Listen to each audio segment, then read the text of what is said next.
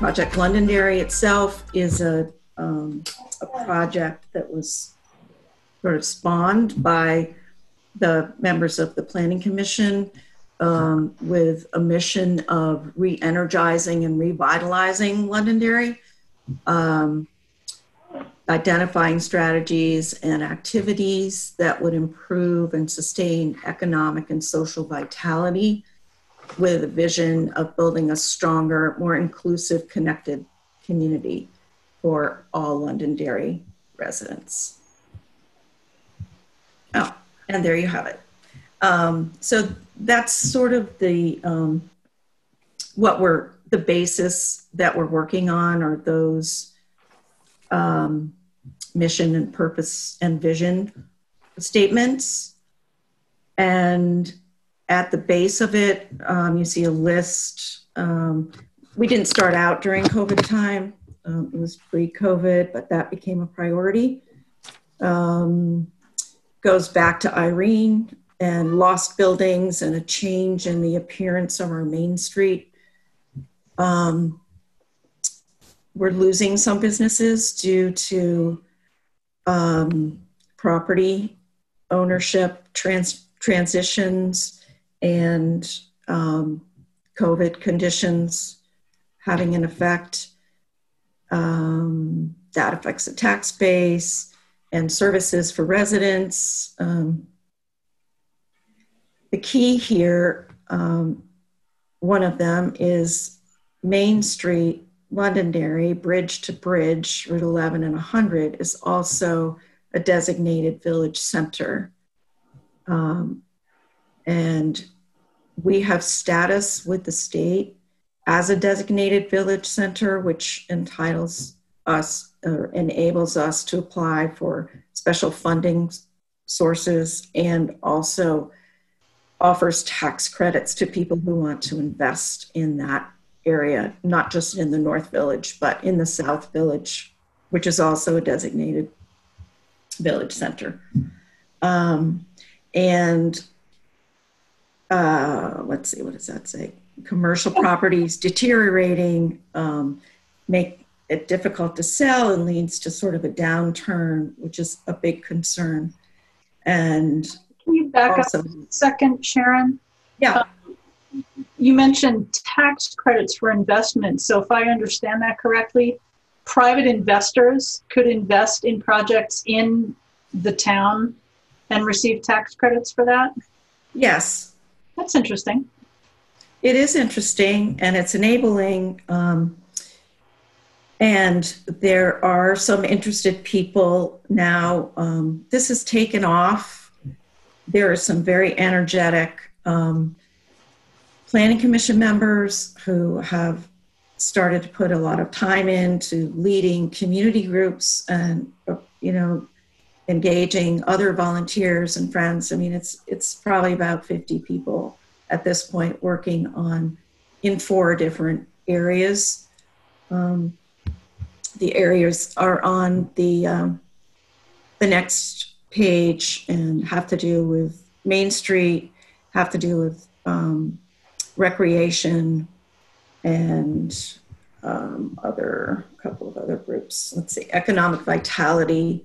They're starting to overlap some, and then community connections, getting the word out about what's happening and trying to collect opinions and interest and make sure everyone is on board. It's a community project, and we're far more than 50 people, and everyone won't participate in the project, but we think it's critical to get input from all sectors of the community so that it has a good level of support.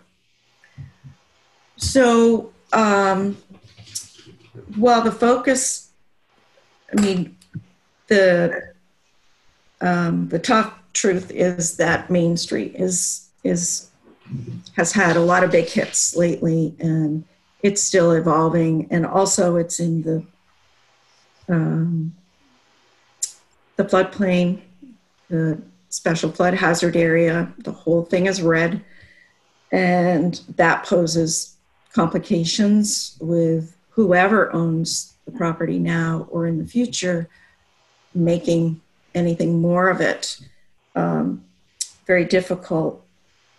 And there's a potential for, a brownfield on one end that could limit its use. So I'm leading up to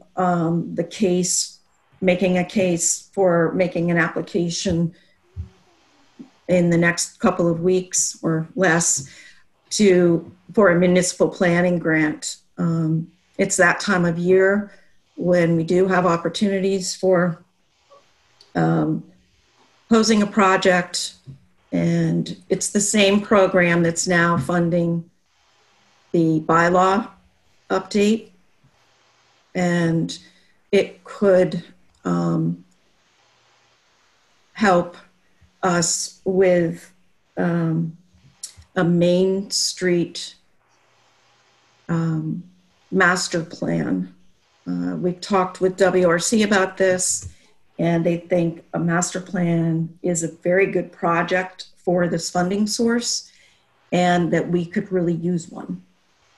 And that would allow us, we would apply for the maximum grant, which is 22.5, the same as we did for the bylaw grant. And we would have to make a 10% match in the same way. The program's exactly the same as it was 2 years ago when we applied for it for the bylaw. There are funds in the Planning Commission budget sufficient to cover the match on that? Yes. It hasn't been earmarked, but we haven't spent on other things. So I believe Tina could maybe confirm, but it would be what, $2,200? Yeah, as long as you don't go over your budget, I think it's okay. Yeah. It's okay. Well, it does require, if you recall, the select board has to sign. I'm not sure exactly what it's called. Shane probably has that information, but there has to be select board support and buy-in and a signature for backup, and there has to be a project manager. Are you jumping right into that? That's the next agenda item. Oh, okay. You're just kind of combining them, which is fine, I imagine. Okay. It did seem. Yeah, they're really kind of. They're related. They are. A two-lobed single issue. So. It just happens. Municipal resolution is what needs to come to the select board. I think it makes a lot of sense for us to support this. It's an opportunity for a grant, and always time is of the essence with those types of things. And this is an opportunity to take advantage of that, and I would definitely support it.